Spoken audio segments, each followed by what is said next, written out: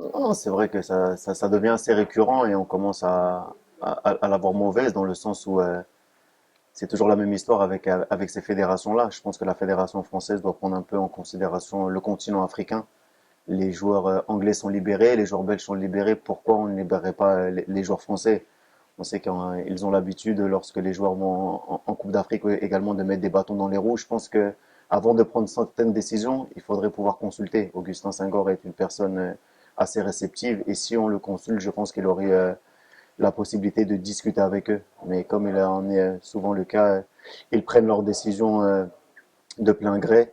Et moi, je suis complètement contre cette décision. Voilà. Ça se passe tout le temps contre les joueurs africains. Je pense qu'il peut y avoir un dialogue. On sait bien évidemment que c'est important également pour les clubs d'avoir leurs joueurs à disposition et qu'ils ne soient pas en quarantaine à leur retour. Mais on ne peut pas nous imposer quelque chose. Dire que voilà, les clubs se lient contre les sélections africaines. Je pense on a dépassé ce cap-là et que dans l'avenir, il faudra avoir un dialogue. Donc moi, je suis complètement d'accord avec le président qui a envoyé une lettre pour dire qu'il souhaitait que les joueurs soient libérés et que ce soit Augustin ou les autres fédérations, nous, les anciens joueurs, on va les soutenir pour qu'il y ait un peu plus de respect pour le joueur africain. J'ai dit, il y a la possibilité de discuter.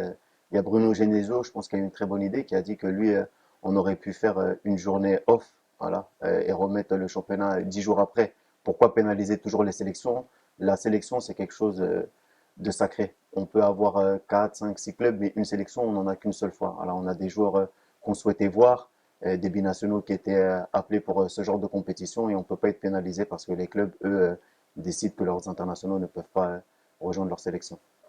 Très bonne lecture, très bonne lecture. Après, moi, ce que je demanderais notamment aux journalistes, c'est d'être plus compréhensif. J'ai vu un document circuler notamment sur Nafamis Mendy, ouais, qui disait que lui, il ne pensait qu'à l'équipe de France. Ça, c'est des petits discours. On ne doit pas s'arrêter là aujourd'hui. Celui qui souhaite porter le maillot de l'équipe nationale, on doit l'encourager, on doit être derrière lui. On voit que quelqu'un comme Diallo qui a décidé de rejoindre la sélection, je pense qu'il peut apporter qu'un plus et on doit essayer euh, de prendre toutes les forces vives du football sénégalais, qu'ils soient binationaux ou pas, parce que je pense que cette sélection est attrayante et qu'on a vraiment la possibilité de grandir tous ensemble.